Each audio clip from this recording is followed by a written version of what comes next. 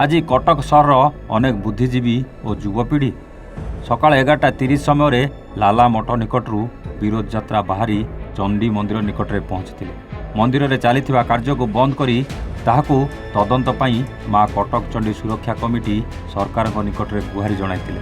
पूर्वर कटक जिलापाल और देवोत्तर विभाग मध्य लिखित अभियोग करथिले माँ कटक चंडी सुरक्षा कमिटी, किंतु ए पर्यंत यह उपर प्रशासन पक्षरु कौनसी प्रकार पदक्षेप निया न जिबारु आज गणमाध्यम जरिया राज्य सरकार को निजर अभियोग जणाइथिले। माँ कटक चंडी हेउचंती समग्र कटकवासी अधिष्ठात्री देवी।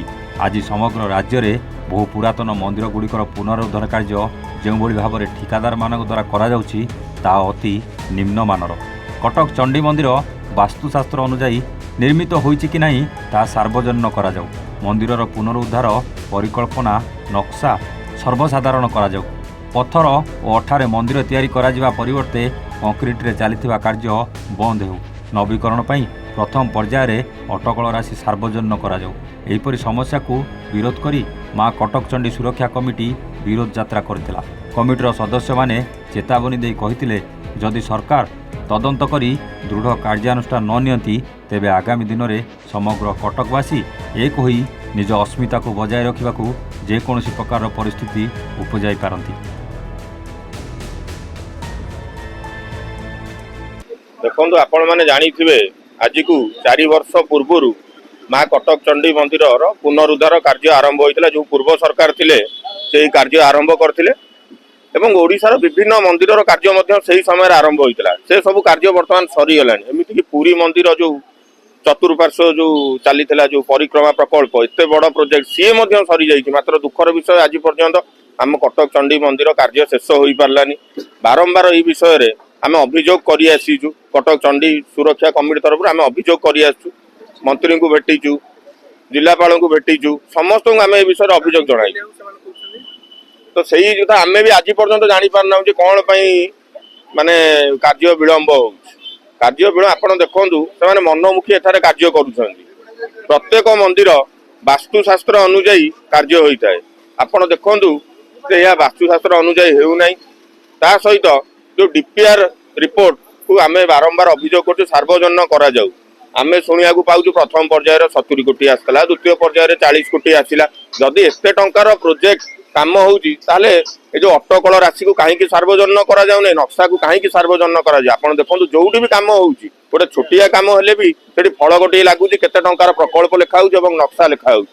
तो आमर सहरवासी स्थानीय बासिंदा आम माने जानिया को चाहूछु जे मंदिर केउ भली भाबे निर्मित होबो ता नक्शा आज पर्यंत आम देखि पारलु नै। तो एई भली भाबे आपण देखंतु कटक सहर कटक कौन आमर भारत वर्ष ओडिशार अभिज्ञा जेते सब मंदिर सरकार द्वारा पुनरुद्धार करा जाउ से सबू को पत्थर एवं चूनर निर्माण करा जाउ एवं चंडी मंदिर मध्य से पत्थर चूनर निर्माण करा जिवो बोली आमे जहाँ शुणा पाइलु। मात्र आम बर्तमान देखा पाऊँ पत्थर आ लागू ना ये कंक्रीट आ सीमेंट काम हो जहाँकि अल्प दिन। आज यदि पत्थर तैयारी हम से मंदिर 500 वर्ष रहिबो।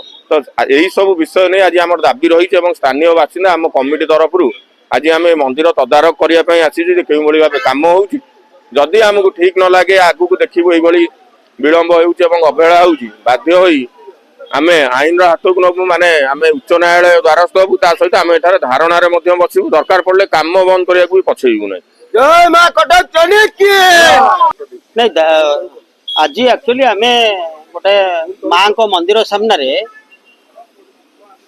जिलापाल को स्थानीय विधायिका स्थानीय सांसद एवं राज्य सरकार पाखक गोटे वार्ता पहुँचाऊँ जे जो वर्क ऑर्डर टी मु धरी देखूँ यही वर्क ऑर्डर टी प्रथम मिलता।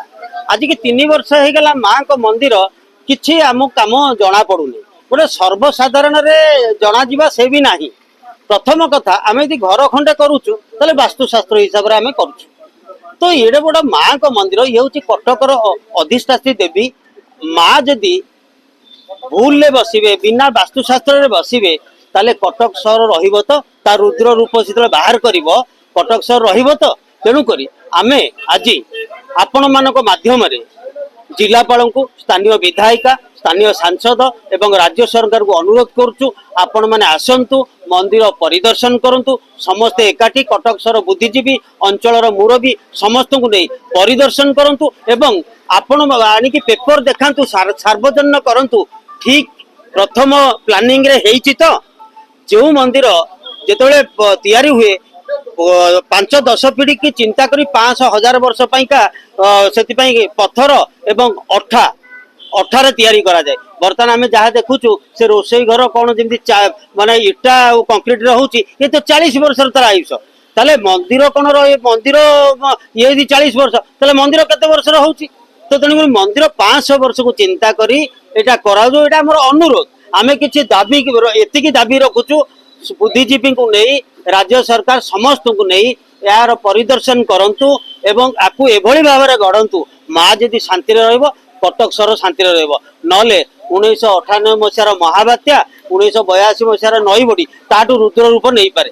आज्ञा दाबी रखी कौन बहुत आगु दाबी रखी भी कि शुणा नाराज एमें शुणा पाचु भी ये वास्तु अनुसार किसी माँ हो वास्तु अनुसार नहले ये केते क्षति हम माने कटक सर लोक कि आगु आगु से माने किसी बुझी होनी आपन देखु से पत्थर रे घर हवा माने हवा कथा मंदिर जहाँ डिजाइन अच्छी से अभिया रड सीमेंट रे आरंभ है ये माने 500 वर्ष को होती ना 5 मास को घरटा हो देखिया भी कई लोक ना से भाया लोक जे पत्थर काम कर जो आर्कियोलॉजी वाला देखिया कथा देखिया लोक कई ना आज्ञा जदि वास्तुशास्त्र आम जो ठीक ना सी कहते ठीक अच्छी चले सर्वसाधारण कर दिखाँ पब्लिक जन दिखाँ आगुरी कहीं प्रतिवाद करना आज कहीं प्रतिवाद कर नहीं आगुरी आम प्रतिवाद करूँ ये कम हो सब कितु कहीं शुणुना एथर आपण माध्यम सरकार को अनुरोध कर सरकार निजे आसिक देखु आगुरी के लिखित आम देचु आम जिलापाल को देचु देवत्र डिपार्टमेंट को देचु कौन चाहते एबे आपण माध्यम जन सरकार को जनाऊँ सरकार ताकू देखु जमी ठीक भाव में वास्तु अनुसार काम हो पत्थर रे काम हो सीमेंट कंक्रीट रे काम न हो। कटकरू सौती सागर रिपोर्ट एवान ओडिशा।